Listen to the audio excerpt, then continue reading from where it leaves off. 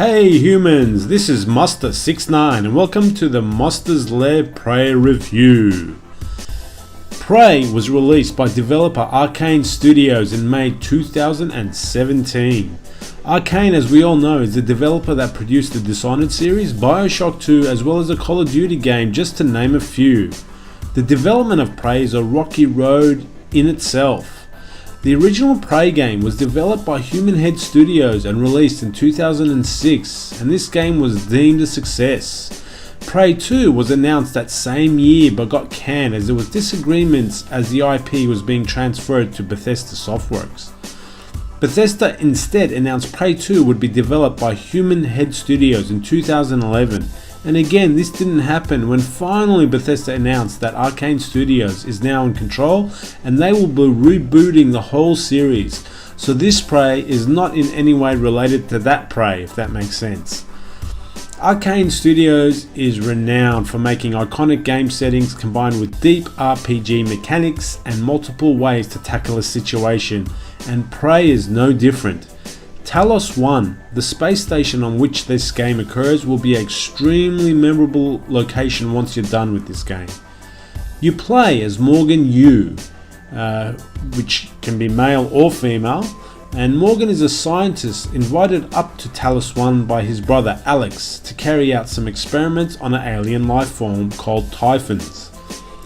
You both work for a company called Transstar, and is always the case when anyone does experiments with alien life forms, it goes bad, and it goes bad fast. Considering Morgan has his memory wiped mainly due to the experiments he is partaking in, you find yourself trying to survive against a host of Typhons while also trying to solve the riddle of what actually went wrong and what your role and your brother's role is in all this mess. You piece together the puzzle through problem solving and hacking terminals, reading emails, meeting new characters, unlocking new parts to the space station and exploring them, and also the classic listening to audio files. You're also quickly introduced to these augments called neuromods, which you painfully stick right into your eyeball. These neuromods come in two forms: normal human neuromods, or Typhon, if you like, Typhon infested neuromods. Each of these type of neuromods have got three distinct skill trees, and you can pick and choose where you want to use your neuromods. Each neuromod unlocks a skill. So using a Typhon neuromod, if you like, will unlock very powerful skills that enable you to pretty much go toe to toe with the aliens. Which in most cases when I played hard were one hit killing me at the beginning. Or you can use the neuromods to unlock the normal sort of human skills, if you like, which boost your physical skills. They increase your skills at hacking, repairing turrets, shooting weapons, or you can mix and match. But there is a big catch here, ladies and gentlemen. Giving yourself into the Typhon skills too much and you could lose yourself. Even the security systems on Talos 1 start detecting you as a Typhon if you use too many Typhon neuromods. So do you want to feel the power or not? This is the question, my friends in Prey.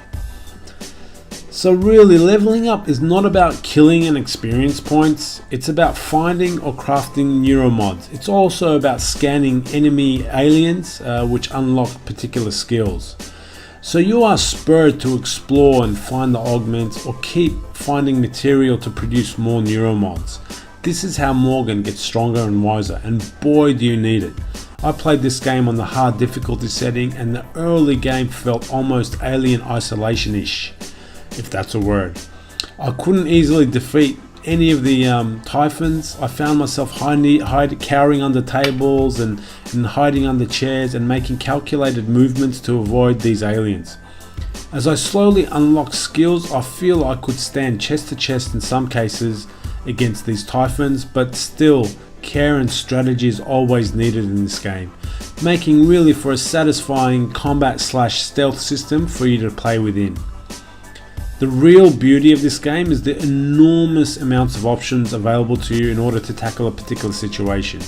You can use your Typhon powers to destroy, you can morph into a chair or a coffee mug to hide, you can hack terminals, you can repair devices and turrets, You can find different paths, you can move heavy objects that might be blocking your path, and it all depends on whether or not you have the right skills. Most of the time you won't have the right skills, so you're always looking for an alternate way to kind of handle the challenge in front of you. And when you do, boy, is it sweet. So with a strong story and even stronger location, the only negative I have is, first of all, the combat after a while, especially towards endgame, starts to get a bit sameish. You're kind of doing the same actions against the aliens, so it does get a bit repetitive, if you like. I do wish the NPCs were a little bit more proactive in their roles, as opposed to being people that you just rescue, but again, it does tie in nicely to the story. There was one NPC, a murderous cook, that really provided a very interesting side quest. I wish more NPCs were like him. How you interact with people on the space station has an impact on the game, which is great. But besides that, it's a hell of a game that I won't forget.